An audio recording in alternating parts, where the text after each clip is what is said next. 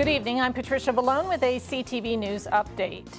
November 3rd is just around the corner, and county election officials say more than 100,000 residents have already sent in their mail-in ballots. Several people were dropping off ballots here in Largo this morning. Elections Administrator Alicia Alexander says there haven't been many mistakes, but some people are forgetting to sign their ballots. She says more than 200,000 residents requested mail-in ballots. Get them in a drop box as quickly as they possibly can. Do not wait until the last minute to get those ballots processed. We want to get them in. We want them counted before so that they can be included in the election night totals. Early voting begins Monday, October 26th. Well, President Trump and former Vice President Joe Biden sparred in their second and final debate last night. While the two contenders took to the stage, it was the nation's handling of the coronavirus that took center stage, with Trump claiming that the country has rounded the corner in fighting the disease. This as the number of COVID-19 cases are rising in almost every state. The debate, while much more civil than the first one, was not without its interruptions and jabs, with Trump attacking Biden's son Hunter for the past business dealings. Here is a little of the back and forth when asked about the pandemic. And again, I go back to this. He had nothing. He did virtually nothing. And then he gets out of the hospital and he talks about don't worry, it's all going to be over soon. Come on. There's not another serious scientist in the world who thinks it's going to be over soon. President Trump, your reaction? I say over soon. I say we're learning to live with it. We have no choice. We can't lock ourselves up in a basement like Joe does. He has the ability to lock himself up. I don't know. He's obviously made a lot of money someplace, but he has this thing about living in a basement. People can't do that. By the way, I, as the president, couldn't do that. I'd love to put myself in the basement or in a beautiful room in the White House and go away for a year and a half until it disappears. I can't do that. Both candidates returned to the campaign trail today, with Trump making 2 stops in Florida and Biden giving a speech in his hometown of Wilmington, Delaware.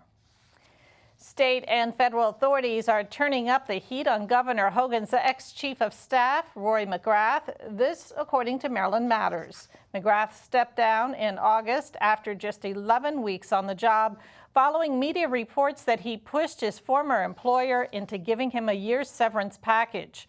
That company, Maryland Environmental Service, is a quasi-government agency. McGrath spent 3 years as its CEO before joining the Hogan team. He received more than $270,000 in severance and reimbursements. While McGrath says Hogan knew of the payout, the governor denies it. Meantime, Governor Hogan says the state will use its rainy day fund to help struggling businesses during the pandemic. The state will offer an additional $250 million in financial relief. Nearly $100 million will go toward creating an emergency rapid response fund for small businesses. Small organizations will be given grants of up to $10,000. Another $50 million will be given to restaurants to help pay for equipment like PPEs and ventilation upgrades. Tenants of several Langley Park apartment complexes plan to march tomorrow to their management offices to declare a rent strike. The immigrant advocacy group CASA says it will join renters to deliver a final letter in a last-ditch effort to reach apartment owners to discuss a mutually beneficial agreement for both parties. Tenants of Bedford and Victoria Station apartments say Ross Management Company has been unresponsive to phone calls, emails, and letters, and that a rent strike is the last option. Many say they are unable to pay rent due to the pandemic. Well, snow in October, it's hard to think about, but one agency is gearing up for the frigid weather. The county's Department of Public Works and Transportation conducted its annual snow and ice dry run exercise today. More than 100 staffers tested snowplows on county roads this morning to make sure they're ready for inclement weather. Due to the pandemic, some employees worked virtually from home to check in the vehicles. Our main objective today is to check for any impediments in the road. What I mean by that, or any potholes or any steel plates or any barricades that may hinder our drivers from being able to remove snow. Meantime, Jones says residents should wait 48 hours after a snowstorm before calling the Department of Public Works to have their roads plowed. The Prince George's Board of Education ends all meal shaming practices. The board this week unanimously adopted a policy that would prohibit administrators from taking away a student's lunch because the account was in the red. It would also give the district CEO the ability to create a universal meal program for elementary students. The new policy would also allow the school system to establish an account and accept donations that would address food insecurities.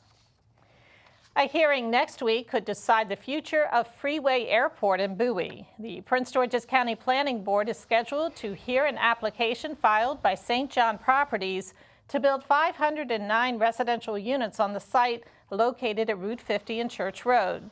The 132-acre property has been owned by the Rodenhauser family since 1947 and currently operates as a flight school and maintenance facility. The business has struggled since the flight regulations changed after the 9/11 terrorist attacks.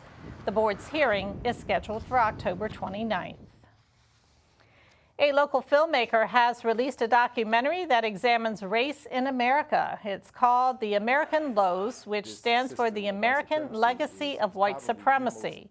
Started in 2013 by Darnley Hodge Jr. of Oxon Hill, the film explores why some value whiteness over blackness.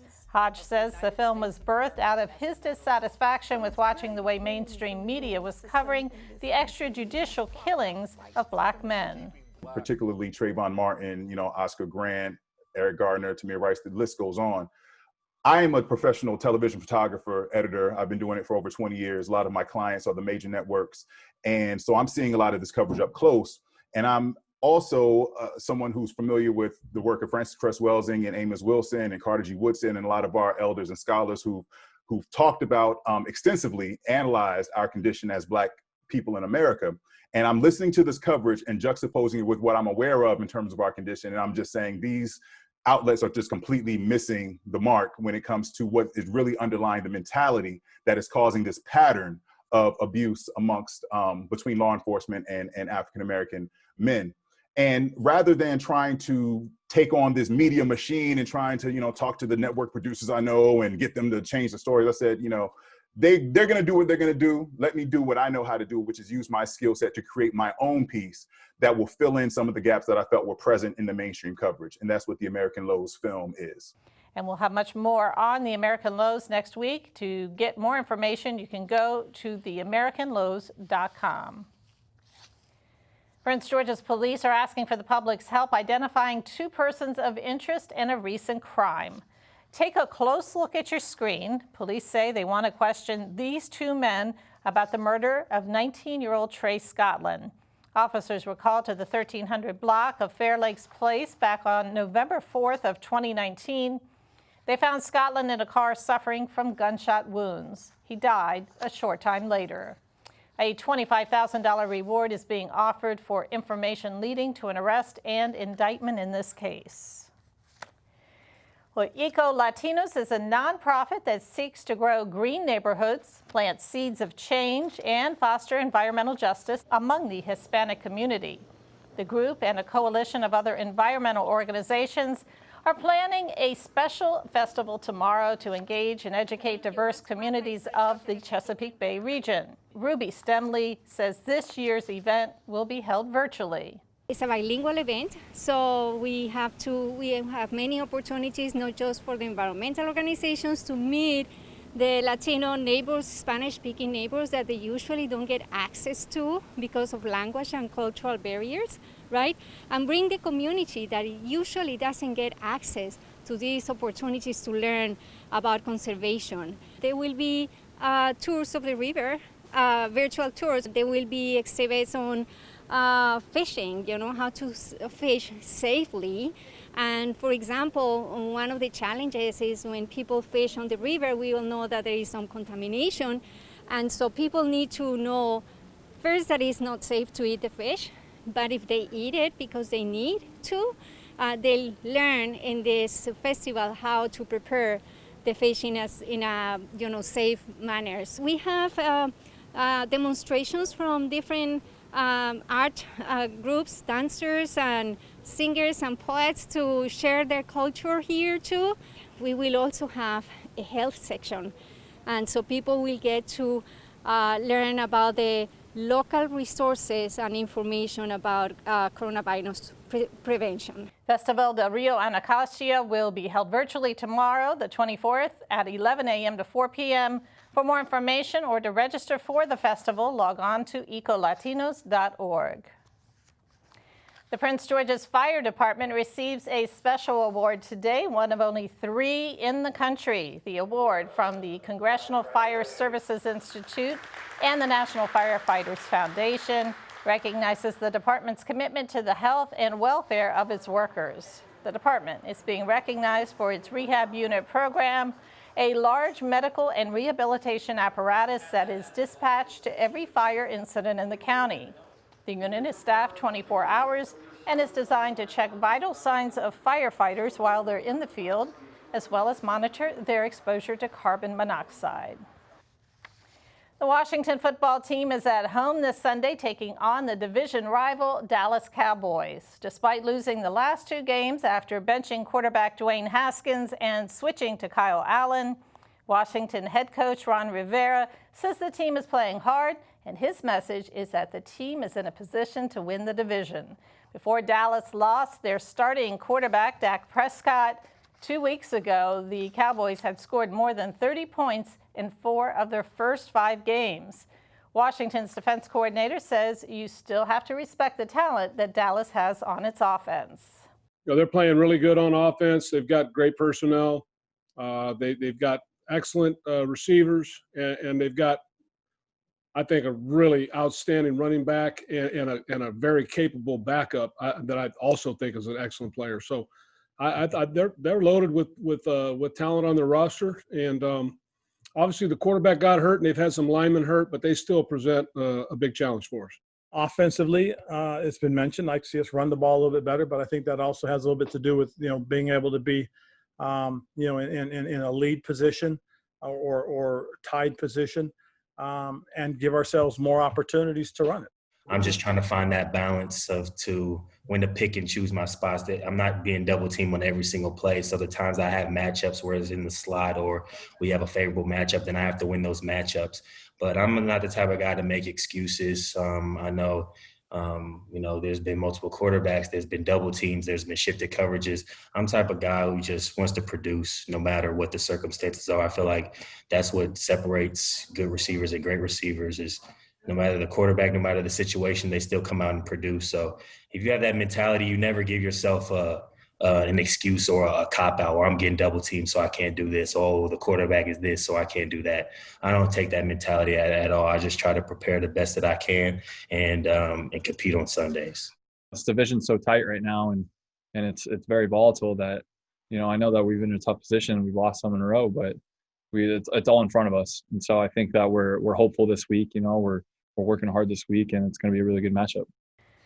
And Washington has only 6 wins in their last 22 games against Dallas. With a win this week, Washington would have a 3-way tie on top of the NFC East after the Philadelphia Eagles got a win last night over the New York Giants. The Washington football team will allow fans into the stadium when they play the New York Giants on November 8th. Around 3,000 tickets will be available, but only to season ticket holders. That'll start October 27th and go through the 30th. Tailgating will not be permitted, and everyone entering FedEx Field will be required to follow safety guidelines, including wearing masks. The Baltimore Ravens will allow a total of 6,600 fans for their November 1st game against the Pittsburgh Steelers. The city of Bowie continues to provide food for needy families. The city will host a drive-through food giveaway this Saturday, October 24th. Families can pick up non-perishable items from 11 in the morning until 2 p.m. You must be a Bowie resident and you must be willing to show your ID. The event will take place in the parking lot behind the Harris Teeter at Bowie Marketplace. For more information, visit the City of Bowie website. Let's get a quick check now on your 3-day weather forecast. Tonight, partly cloudy with a low around 59 degrees. Saturday, sunny with a slight chance of rain in the afternoon. Daytime temps reach a high near 76, a low of 47. Sunday, mostly cloudy and cool, with temps only reaching the mid-50s and a low around 49. And Monday, partly sunny with a high near 69 and dropping to an evening low of 54 degrees. Now for your community calendar, don't allow the change during the pandemic to knock you off course.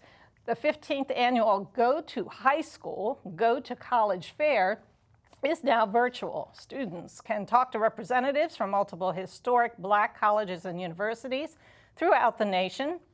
A free event will be Saturday, November 14th from 10 a.m. to 1 p.m. The fair is hosted by the Prince George's County Alpha Phi Alpha Fraternity Chapter and other local organizations. Registration is required to participate. For more information, visit kelcollegefair2020.eventbrite.com. That wraps up our newscast. Thanks for watching. Join us again on Monday, same time, same place. Have a great weekend.